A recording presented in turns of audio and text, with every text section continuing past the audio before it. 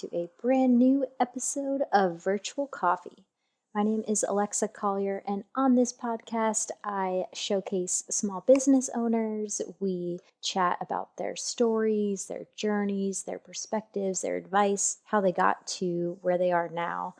And I also do solo episodes where I share what's been on my mind and frameworks and tips and tricks to help accelerate you. Now, with me today is Amanda, the founder and owner of Sometime in January. Amanda digitally draws designs that inspire her and express how she's feeling. She then sells her designs on various products such as crew necks, cups, hats, etc. In this episode, she dives into her journey of finding her passion for graphic design and how she balances her full-time job with running her small business. Now, Amanda has a ton of advice for others who want to follow their passions. So after this episode, after you give it a listen, be sure to check out Sometime in January. I'll have all her information in the description of this episode. Now, before we hear from Amanda, I'd really appreciate if you could rate and review Virtual Coffee on the Apple Podcasts app. It takes about 5 seconds. You just go to the show, scroll down, hit that 5-star button to give a rating. You can also follow us along on social media, where I often post my drawings that are definitely not as good as Amanda's, and share updates about the show and episodes. It's all at Virtual Coffee Podcast. So you can follow us on Facebook, Instagram, basically any social media. As always, I hope you have a great rest of your week whenever you're listening to this. Hope you had a great day. Hope you are having a great day. Hope you continue to have a great day. No life updates this time around, really just working, getting by on life. Life is good, life is normal, which is how we want it. So again, thank you so much for listening and enjoy this episode. Now let's hear from Amanda.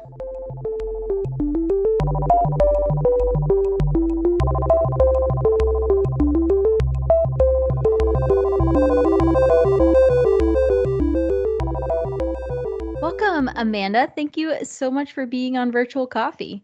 Hey, thanks for having me. Of course. I'm really looking forward to it. So tell our audience a bit about your business Sometime in January, perhaps how it got started, what your mission is. Just introduce us to your business. Yeah, so I am the business owner of Sometime in January. I think that just getting to this point of even having a business took me quite a bit to even figure out, like what's important to me, what do I want to share with the world, what could I, just like what are your core values kind of thing. And I think for me, the biggest thing is just making people feel less alone. There's this huge, crazy world. Everybody has so much going on with their lives, good and bad. And you just need to be uplifted and feel less alone in situations, really, is what I think that I personally struggle with that. And I feel like that's why I wanted to make this kind of about that and just, know that people are always going through a similar situation and can relate. Like you're not the only person in the world who's going through it. So it's just, I think that it's nice to have someone to look to and be like, oh, cool. Like they're going through the same situation. Like I can do this because they did it, or, like something like that.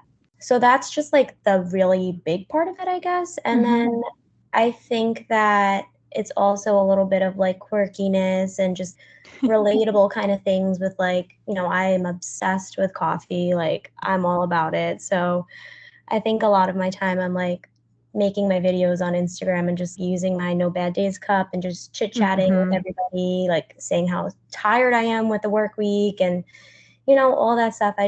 I want to present like the real side of my life, like just not even the real side, just like the real reality of my life. And I think that Instagram really just makes it a highlight reel. I mean, I say this all the time too on my stories. It's such a highlight reel, but I try to keep it as real as possible. I share my ups, my downs, and I even take a step back once in a while and be like, okay, I need to relax for a sec. This small business is not my entire life, although I love it.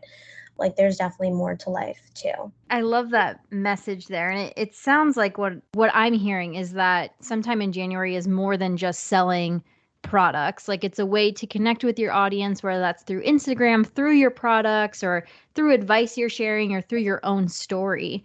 With that, is sometime in January your full-time job, or do you have another job on top of it? Yeah, that's a really good question. I feel like not a lot of people know that, but it is just a side time thing that I do. My full-time Okay. job is I'm a web designer for Victoria's Secret Pink. So, Oh, nice.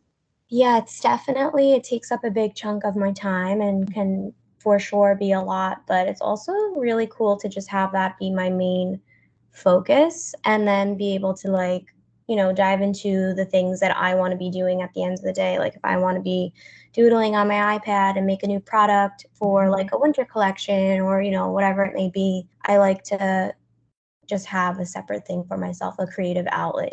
So, Yeah, no, I can definitely relate to that because, the podcast for me is just a side thing as well. How, I mean, I definitely want to go back to your products that you sell here in a bit, but how do you balance the full-time job and this side hustle? And I'm asking this really selfishly because I find it sometimes so challenging. I have all these ideas for the podcast and I always forget to even just post on my Instagram story because throughout the day I'm just doing my corporate job, yeah. it's like how do you, I don't know, any tips and tricks there or Yeah, yeah. yeah. I would say honestly, it's hard. It's really, Hmm. really it can be a lot. It can be draining, and there are definitely days where I'm like, "Wow, I just want to quit everything and just lay on the couch and do nothing." Yeah.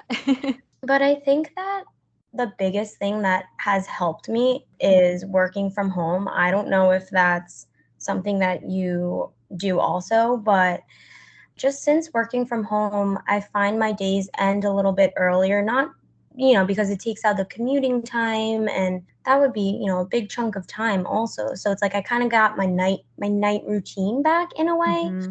So it's like, I'll close my laptop and then I'll jump into sometime in January, but it's definitely not every day because like I said, my full-time job can definitely be consuming and draining and just like Right. any other job that's 9 to 5 it can you're there mentally and physically and you're like all in and then you have to end your day and start another thing and it's a lot but Hmm. I think for me it's just that my passion is just designing and I really really have a good time doodling like I find Yeah, that it's my happy place and I think that since it just brings me so much joy it's not really that much of a chore sure. even if I've had like a rough day at work or something in life or whatever I just find myself gravitating towards my iPad or like Illustrator or whatever Mhm. program and I think that lettering helps me a lot because, like, anything that pops into my mind, which is why I also think that my products and like posts can be relatables because, like, I'll just write whatever I'm thinking and Right. just share it. If I'm like, let's go back to bed, that's just like how I'm feeling, or like, your thoughts aren't everything, like, your thoughts aren't always true, or like, whatever, I don't know, whatever my posts say, they're not always, mine. Of course, I've looked around and saw like Pinterest quotes and stuff like that, but I think that if it means something to me and I can make a post or drawing or doodling out of it, that helps me, get through a situation and it just brings me back to happiness. So I think that Right. the biggest thing is the balancing is hard, but I think that if it brings you happiness and you have fun doing it, it makes it way easier. And also another thing that I'm trying to work on is doing time slots for things. Mm. I'm kind of all over the place in terms of sometimes I'll wake up early and do this, or sometimes I'll like work till 2 a.m. and do it's Yeah. I'm kind of all over the place with it, but I've been trying to work a little bit better on that. Like, I'll be like, all right, I'm just going to do this for an hour and then I'll work out or I'll go outside or whatever feel like doing after work. Because you also have to, create a boundary of like, okay, I don't want to work 24/7. Hmm. I have, my family to hang out with. I have my friends to see, it's hard, but I mean, I definitely have to work through that too. Like, you're not alone. Yeah. Yeah. Yeah, no, I think those are great pieces of advice. Yeah, the time slots definitely helpful. I think it's even important like for me I'll schedule, date night with my husband, right? So it doesn't fall off the calendar. And I think to some people that sounds crazy. Like you have to schedule a date night. I'm like, yeah, because it's, why does your calendar only have to be work things? So just like finding the time and time blocking Yeah. for really anything in your life. And I also like your advice there on how lettering and sketching for you is something you love, and then it also benefits your business. So trying to Mhm. find the parts of whether you're doing a podcast, running a side business, whatever it is, like what pieces of that do you love and really diving into that. I think that's very helpful. Yeah, it's just getting me to think, what do I love to do in general and how can I apply that to my podcast? Yeah, exactly. Excellent. So how did sometime in January like logistically come to be? Did you just, wake up one day and were like, "Oh, I want to start this business." Was it a long time coming, something you've always wanted to do and eventually just did it? Walk us through kind of almost the logistical steps of how sometime in January it was launched. Yeah, I feel like this might be a long answer, but Sure. bear with me. I never, ever, ever, ever thought of myself as like a business owner or wanted to be. And I honestly did not even know that I liked art or Mm, designing until 2019. okay. Yeah, 2019. I went through college. I at first went for psychology. I went and changed my mind. I was like, you know what? That's definitely not for me. I really like filmmaking. Like, I want to be a film editor. So then I switched my major and I was like, you know what? I'm going to do like short films, like, whatever. So Yeah. graduate. And then I'm like, okay, I'm not sure this is for for me Uh-huh. either. It's fun, it's cool, but I don't know if I want it to be my career. And at my first job with that, I did some light photo editing. And then once I decided film editing wasn't for me, I tried to find another job with photo editing. And then that job, I was able to do photo editing and some graphic design, like flyers and just like really basic stuff there. But I was like, wow, making flyers is so fun. Like, there's so much you could do with this. And, what if I do not a flyer, but I can put my designs on something else? So that's kind of where the wheels started turning. And I honestly did not even fully understand what it meant to be a graphic designer, but I was like, this is cool. Like, Yeah. still trying to figure it out because I feel like it's so big. There's so many things that you can do. So I kind of became more interested with graphic design and just realized that like it was fun for me. And I was like, okay, I think I might want to go back to school and do this for my career, see where it Mm-hmm. brings me kind of thing. So then after that, I went back to this immersive program in Manhattan and it was a full-time thing for 3 months and it was Okay. super intense but super fun. And then you graduate with your diploma, whatever, and it was a really, really great course, the best thing I could have done to get started. And I remember the end of the course, we had like this showcase kind of thing where you show your designs and like your portfolio and whatever. And they kind of suggested you get an iPad in order to show your portfolio. And I was like, an iPad? Like, what? That's so much money. I'm not getting that. What am I going to, I'm never going to use an iPad again. Like, I don't know anything about that. Like, I'll just bring my laptop. And then I was talking with one of my friends that I met at the school, and she was like, Mm-hmm. oh, I have an iPad. It's the best thing ever. Like, because she was like such a talented artist, like so, so good and insanely good graphic designer also. And she was like, you should just get it. I feel like you would really like it. So I got it. And then I downloaded Procreate, which is where Yep. I do like all my doodles and everything. And so this is like such a long-winded answer. Wow, I'm so sorry. No, I really like hearing the entire backstory. I think it's actually very helpful for people listening who might have something they want to do. So please keep going. I love Yeah, yeah, it. yeah. Okay, so then I got the iPad, like great, graduation ended. And I was like, all right, time to look for jobs. Blah blah blah. Blah. Job searching literally for I think it was like 6 months. And I remember this is just like a side little story too. Like, I remember the teacher saying like, "Oh, so many people get jobs like right after this." And I was like, "Okay, like I'm really optimistic about this. Like, this Mm, is a really great program." And it was. Like, it really I have nothing bad to say about it at all. But I didn't get. So I started to see and hear like my friends getting offers from different places and stuff and interviews.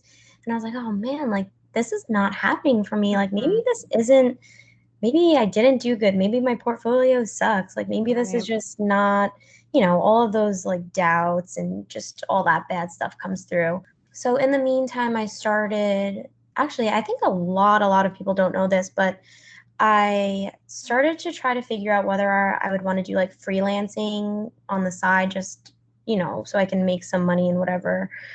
And so I started making these wedding newsletters where it would be like, kind of like to give out at the church or Yeah. the reception or whatever, just like pictures and like the background story of the couple and blah blah blah.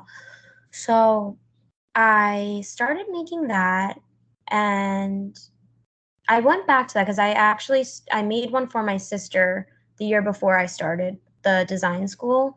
Mhm. And then, like as I was like, okay, I'm not getting jobs, like maybe I can go back into this. And I was like, oh, maybe I could sell like wedding newsletters. That would be cool. Like maybe it could be custom, whatever. So I started working on that a little bit. And then I had some interviews, nothing really worked out. And then I started my Etsy shop first. And I was like, okay, Hmm. newsletters, I'm selling newsletters. And I don't know if I don't really know what the intention was with that. I think I was just trying to like find anything at that point to be like, Mhm. maybe it could be this, maybe it couldn't. I don't know. Let's see where it goes. So yeah, I did that. And then I finally got offered a job for Pink, but I couldn't start because I was getting foot surgery. So like they were like, all right, we'll push your start date out a month and you can Okay. like heal and whatever. So I was like, okay. I'm like, what the heck am I supposed to do for a month? I'm like, all right, I have my iPad. Like I was starting to draw a little bit, but like nothing major. And then I started to see people. Oh, and at that point, I also created an Instagram for my graphic design stuff, like for my portfolio and everything. And I was like, all right, well, I see people on Instagram doing Inktober or Okay. those just drawing prompts, it's Yeah. like Halloween ones, winter ones, whatever. So it started to be like fall themed ones. And I was like, okay, I have nothing but time on my hands now, like waiting for my foot to heal. I have nothing to do. Let me take Mhm. out my iPad and start doing this. So, like every day, I try to start doing 2 drawings a day. And let me tell you, I am not at all, like, I was not a good drawer at all. I go back sometimes and look at my very first things. I'm like, oh gosh, I mean, why? Why did I think of it like this? Just, I cringe looking at it. But Yeah. then at the same time, I'm like, I had to start somewhere. Like, Right. it's all a learning process. So yeah, I think that was basically like the first bit getting started with my Instagram and drawing and realizing like, oh, this is fun, this is cool.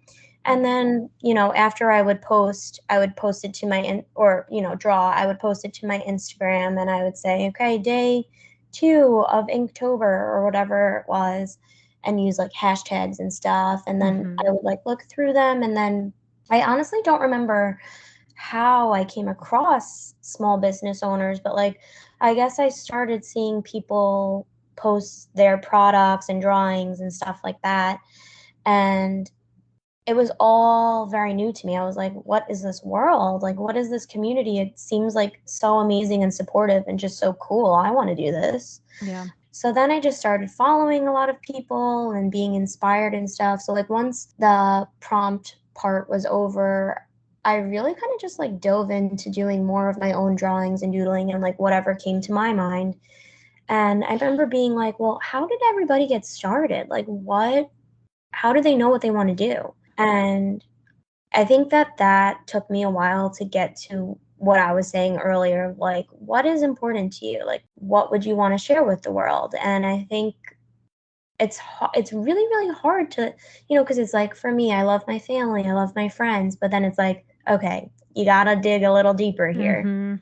So, it took me a while because then I also was like, well, what's my style? Like how do I develop a style? And I don't know if I even really have one to this day. I think I just try to do whatever I feel in that moment. And I think that the main thing for me is just like how I'm feeling, and let's share that with the world. Like, Yeah. let's make people feel less alone and make me feel less alone and all that good stuff. But yeah, I never ever thought I would want to be a small business owner. Like, I definitely was not a how should I put this? Like, I guess motivated person at all. Like, I was Hmm. very, even in school, I was very like, this is fine. Like, I'm getting through it. Definitely wasn't like the best student, et cetera, et cetera. But then, like, yeah, I think once I started to see people post their artwork and then turn that artwork into products and people buy that, I was like, wow, that's something that I think that I could do. That's something that seems really cool to me. So, yeah, I think that that was really the start of it. Hmm. It's very inspiring. And I really do appreciate you taking us through the whole story because I think it's so easy. And to what you said way earlier about Instagram just being a highlight reel, it's so easy to see these awesome businesses that come about. It's like, I could never do that. How do they do that? How do they get such a big following? How do they have such a loyal audience and awesome products? And it's well, they got there, but it was a ton of figuring out what you want to do and Totally. trying this. This didn't work out, or this isn't what I'm passionate about, and let's try this and stumbling upon the Inktober things you were Yeah, saying. It's everyone's journey is different and it's most of them are quite long journeys and taking mhm. multiple steps and multiple paths until you figure out the one that really sticks. Yeah. I think it's a lot of trial and error. Like, I Right. think that's what it is. And I mean, maybe not for everybody. Some people are like, this is what I want to do, and I'm doing Hmm. this for the rest of my life. And amazing if that's your case. But like, I think for a lot of people, it's like, wait, what am I doing? Do I want to do this forever? And then it's like going down this lane, trying that, doing this, just a lot of trial and error. And I think that another thing is like TikTok and Instagram can be really, I don't know if I should say toxic. I feel like that's a very strong word, but like it's hard. They really can get inside your head. And I think that, Yeah. I know some small business owners who are used to share just art and like posts with just like quotes and lettering and illustration, stuff like that. And they're like, okay, I know that I got a lot of followers from this. These are like the bigger accounts.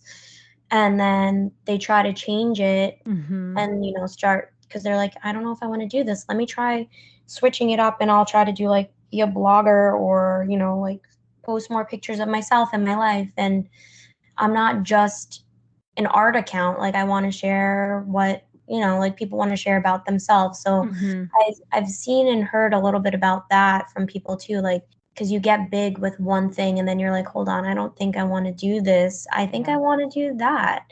And then you lose followers. But I think like ultimately, whatever is going to make you happy, whatever you want to do that. Like if Hmm. you're going to lose a couple followers or thousands or whatever the case is, but it's not bringing you happiness doing that thing, I don't know. I just feel like you got to take care of yourself and do what's best for you.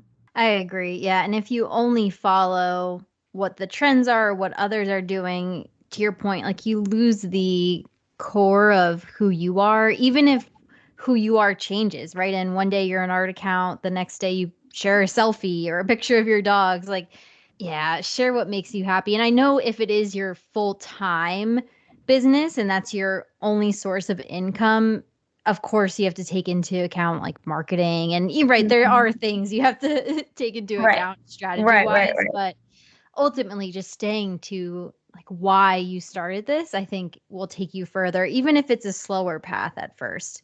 Yeah, because doing what makes you happy, I really do think shines through even in an Instagram post. Yeah. Agreed. I totally, totally agree. Lots of great advice and perspectives there.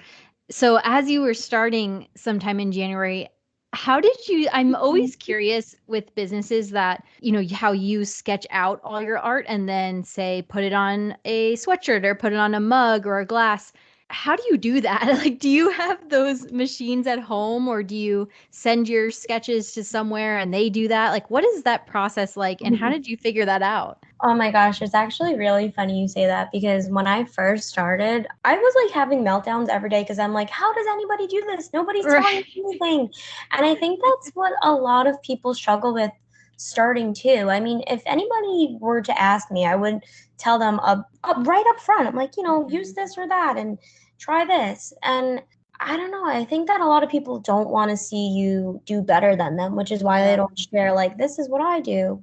But for me, I will start sketching on my iPad and then I'll bring it to the computer and vectorize it so that like if I want to make it a really big print or put it on like a big, like any kind of product, however big it gets, it can just stay that quality and not get blurry or pixelated or whatever. And then from there, once I kind of like dug through different websites and like on Instagram searching, seeing if anybody would recommend like certain places or whatever. I've outsourced, I've used Printful.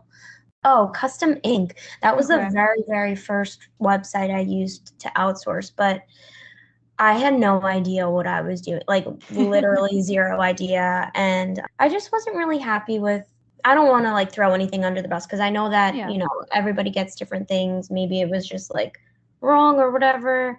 But I wanted to try just like, different places, different things, whatever, see what I like the best.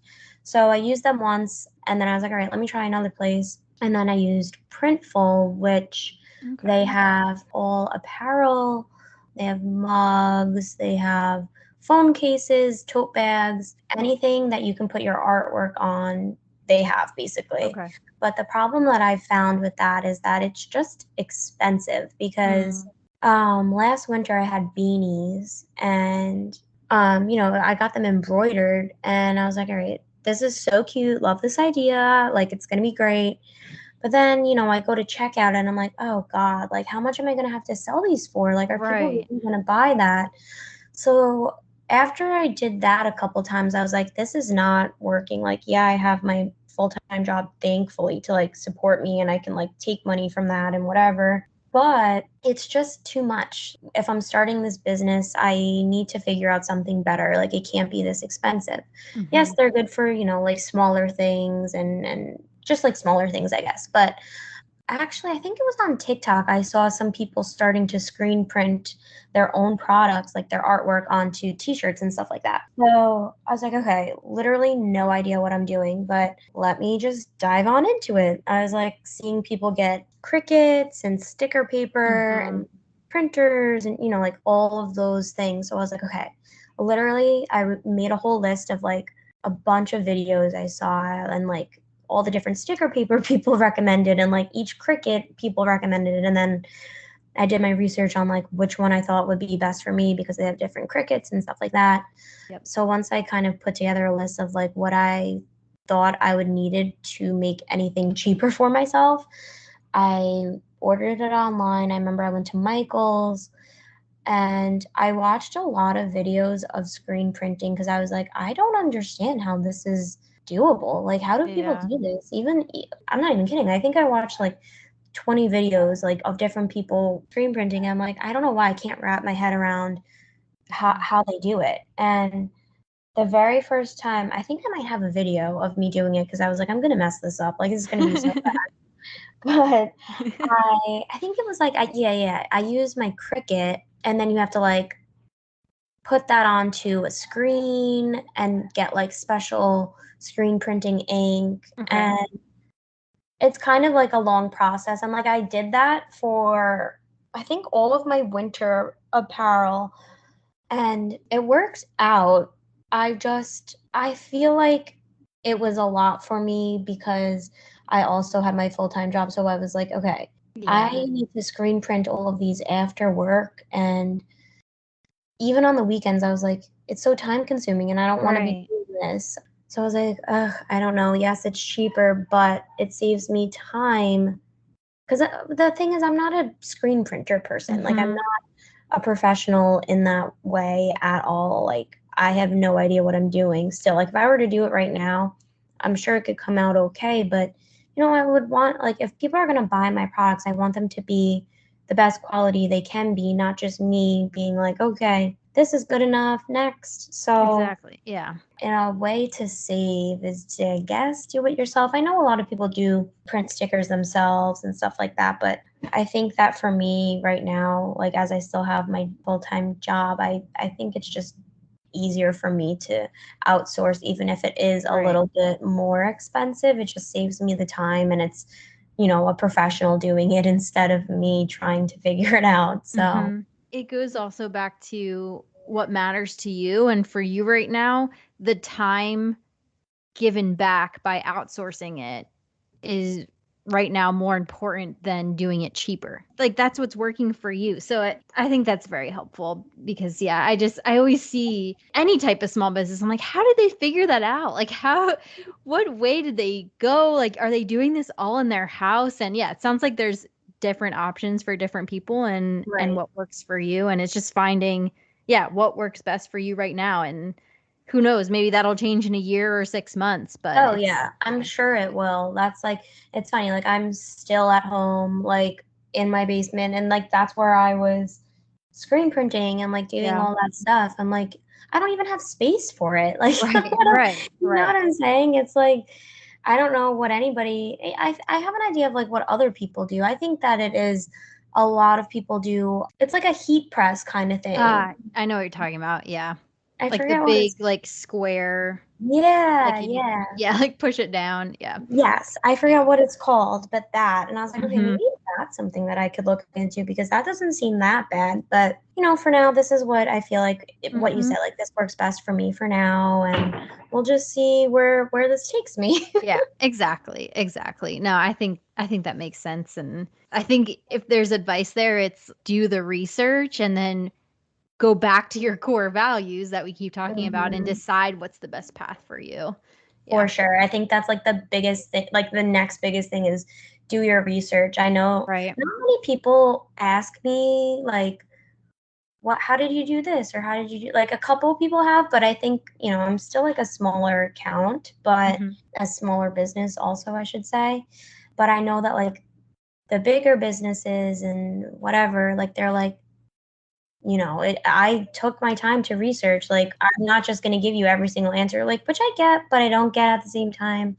But I will say, yeah, like doing your research is beneficial to you. You have to figure out what is going to work best for you and like the tools that you have and stuff like hmm that. It's just good to know. So, yeah, definitely research, research, research. Yep. I totally agree. Yeah, I'm with you there on the research. Excellent. Now, you've brought up some of your products as we've been talking, but give those listening, if they were to go to your shop, like what types of products can they expect? Kind of give us a teaser. And I know when I look at your feed, I love the no bad days. Would you call it a mug or do you call it like a cup? I say it's a cup. Yeah. Okay, yeah. I just think it's so cute. And like the shape of that cup just looks it's so pleasing. I love it. So Oh my that's God, my thank favorite one. you. So yeah, Yes. tell us about some of the other ones. Okay. So, yes, we have the No Bad Days cup, and then I also put that design on a sweatshirt for the summer. I feel like I sell mostly apparel as of right now. I do want to like branch out a bit, but it's taking a little bit longer for me to figure out, but it's okay. But for now, I have a lot of crew necks. I have t-shirts. Oh, I love this one. This was one of my favorite ones. I have the red crew neck that says "Uh-huh, honey." And I originally designed that one for, I was going to say Thanksgiving, not Thanksgiving, Valentine's Day. Yeah. Because I just thought it was like a cute little girly thing. Maybe Yeah. it's not necessarily like quote unquote relatable, but I did think that it was a cute design that felt like very me. I love that one. I still have a couple of those left. And then I have beanies for the winter. I don't know if I said that already. And then I have wine glasses that say drinks well with others. I did have magnets at one point, but I decided I'm not sure if I want to sell those anymore. Okay. And then I also have been toying with the idea of bringing back art prints. So Yeah. Because I think that a lot of my Instagram feed is like I've been saying, a lot of lettering, and yeah, sure, it can go on a product or this or that. But I think that sometimes it would be cute to just have as a print that you could put in your room, in the living Right. room, in your cubicle, wherever you may be. Just because, I really love doing that, and I think that they can make cute pieces. And the weekly planner, Ah, okay. that is actually one of my favorites too, just because I think that it's so cute, it's colorful, helps you stay Mm-hmm. organized. And I said this, I think I had a reel about it maybe at one point, but my intention with it was to kind of lessen your anxiety, because I think that oftentimes I think ahead to a week and I'm like, oh God, like I have so much going on. And then, like, if a bad thing happens that day or that week, I'm like, oh my God, like it just stays in my head and I can't like kind of get out of it sometimes. Yeah. So I developed this mentality before bed, kind of, that's like, all right, well, what were all the good things that happened that day? And think of at least three right now, or at the very least, think of one good thing that happened that day. So that kind of makes me like calm down and like change my perspective right before I go to bed, because I think that's when I'm most anxious. So I wanted to incorporate that part into a planner to help you, stay on track and just like lessen anxiety if possible. So Mm-hmm. the top part of the planner is like, what can I do to make this week great? So you're Mm. kind of like going into the week with, okay, I'm going to definitely do something to help myself out and like be there for myself. And then the other question is, what was one good moment from last week? So you're kind of reflecting, but also it's like forcing you to think of more positive things too. Yeah. So it's funny because sometimes I'm like, oh, was there anything good? But I'm like, oh my God, I'm being so dramatic. There were like 5,000 things that were really good that day. Right, right. But yeah, I think that's why I like that product too, because it really does mean a lot to me, and, helps you shift your mindset a little bit. I like that extra, like deeper meaning behind the products. I think that makes it very nice. Like, yeah, Yeah, I puts think a new. that's like so funny too, because sometimes, again, me just like looking at other people's businesses and stuff, Hmm. I'm like, I wonder what they were thinking behind this. Like, is Yeah, there a meaning at all? Like sometimes I'm like, I feel like there has to be a meaning, but I have no idea what it would be. That's right. why I do like to make it apparent to people that like this is why I made this, and this is why, like for instance, the Aha Honey crew neck really doesn't have a meaning. I just thought it was girly and cute. But for the most part, I try to make everything else relatable and just suppress that anxiety, get rid of it. Right, right. Yeah, no, I'm with you there. Yeah, it's like understanding what almost you would want personally from a product and then making it. And like that goes again back to just being who you are and staying to your why and to your core, and others are going to feel that way, right? It's certainly not Mhm. everyone, but there's going to be so many people who can relate to that and are going through something similar, who can benefit from the product you're producing. So, yeah, I Yeah. think that's great. Excellent. And where do you ship? Are you able to ship internationally, just in the United States, just locally? So right now, I just am doing the United States. Okay. I want to also branch out, but for now, Yep. United States. Nice. I mean, that's a huge accomplishment in and of itself. I'm sure that was a interesting process to figure out too, or how that Oh all works. gosh, yeah. Shipping, I was like, I have no idea what I'm like, Right. everything was a big question mark. I was like, I don't know Yeah. what I'm doing. But you figure it out, right? Through research Yeah, and yeah, yeah. one step at a time. Exactly, exactly. Where are you hoping to take some time in January? Like, is it a goal of yours to make that full time eventually? Or for now, just kind of going with the flow, see where it ends up, kind of balancing both jobs? Do you have a set plan or more figuring it out as time goes along? Good question. I go back and forth. I Okay. think that I am a pretty indecisive person most of the time, and I can see myself doing this or that. I'm just interested in a lot of different things, which is why I think it's changed so many times. But I think that, I've had a dream of like opening a store with sometime in January and like have all my products Yeah. in there and just like decorating it so cute and like actually have like customers in person. And, I think that would be so cool. But then at the same time, I'm like, well, is the future of like business online? You know what I mean? Mm-hmm. So I go back and forth with that. But I think for the most part, I'm kind of just like going with the flow just because it is hard to like give my full attention to this business all the time just because that's like not the reality of the situation. Like I'm very much so juggling between the two of my jobs. So yeah, I don't know. I have like hopes and ideas and like dreams with it, but I think that it really is just going to be, for now, it's just like sitting in the back of my head for now and just kind of chug Yeah. along and do what I want to do, if that makes any sense. Yeah, no, and I think that's definitely smart and just to kind of, yeah, really go with the flow and like as opportunities come, deciding if you want to go that route or not. And yeah, I think that's a great path to take. My last question that I end all my episodes with is in this moment, what is your proudest accomplishment? And it can be related to sometime in January or on a completely different topic that we didn't even talk about. Just kind of that first thing that comes to mind as your current proudest accomplishment. That one is a tough one. Um, which is funny because I feel like it should be an easy one.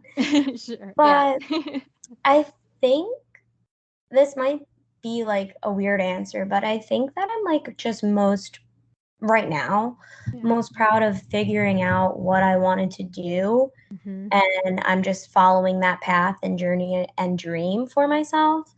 It's funny, like my dad always says this. He's like, a lot of people don't have the courage to do what you're doing. Not necessarily like me specifically, but just people in general. Like people are like, oh, that sounds so cool. I wish I could do that. And then they never do it. So it's kind of like a lot of talk, but yeah, I kind of like have always had those words in the back of my head with this business is that like, wow, this was an idea. This was something that I had no idea how to do, what to do, but I figured it out and I'm still doing it. And that's freaking cool. Like, Yeah. that's an accomplishment in itself. So I feel like that, if as like Mhm. small as that is, it's just like following, it's so cheesy, but like following your heart in a way. No, I think that's a incredible accomplishment and something that sometimes people never figure out or never are brave enough to try or pursue. So, yeah, again, congratulations on all the success you've had so far, both in your personal life and with your, more corporate job and as well as with sometime in January. I think it's all incredible. Oh my gosh, thank you so, so much. You're so kind. You're welcome. Yeah, and thank you so much for being on Virtual Coffee. Now, before we sign off, where can people find you and sometime in January, social medias, your website, shout them all out. Oh, yeah. Okay. So the website is sometimeinjanuary.com. And then Instagram is also just at sometime in January. And that's all I've got for now. Perfect. That makes it easy to find I you. know. Excellent. Well, thank you so much, Amanda, for being on the podcast. It was a pleasure speaking with you. Oh, of course. Thank you so much for having me.